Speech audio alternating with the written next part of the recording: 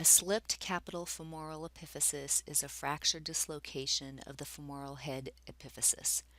We also call this oftentimes adolescent coxavera.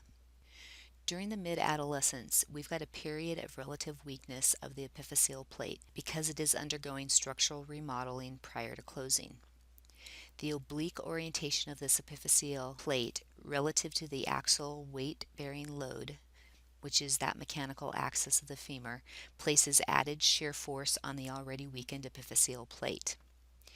Incidence-wise, you're more likely to see this in males aged 12 to 15 years old and females aged 10 to 13 years old during that time of growth. Males are more likely to have it than females, approximately 2.5 times more likely. Another contributing factor will be obesity because that adds weight to an already weak area that can contribute to this slippage taking place. The mechanism of injury includes shear forces. In an acute shear force incident, it is very violent and the critical value for failure is reached quickly. In more chronic cases, they tend to be bilateral in about 20% of all cases, but you actually have what's known as a prodrome period, and you might have a minor slip, so there's symptoms that indicate that we've got an approaching problem, which is that major slippage. The first complaint is generally diffuse knee pain.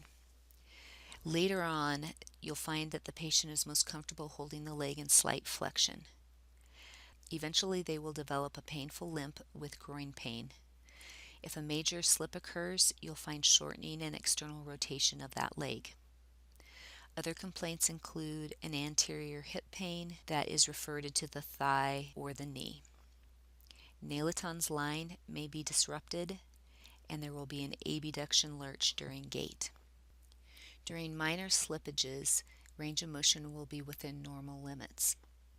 During a major slippage, you will find reduced internal rotation and abduction as the femur is externally rotated, and they will be unable to stand on one leg.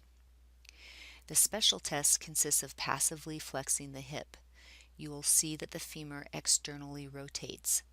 So they are unable to touch the abdomen with their thigh because the hip is externally rotated with flexion. They also are unable to internally rotate the femur, and during a major slip they are unable to ambulate. Manual muscle tests will not be tested during a major slip. Neurovascularly, we do want to take a look at the sciatic nerve as well as the femoral triangle structures, and diagnosis will be through an X-ray or bone scan. Treatment for a minor slip is bed rest.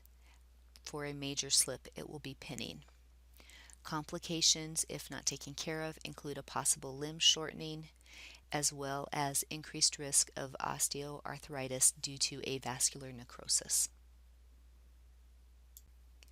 One thing that I would want to add is if you hear people talking about SCFE, this is what SCFE is. Slipped capital femoral epiphysis, SCFE.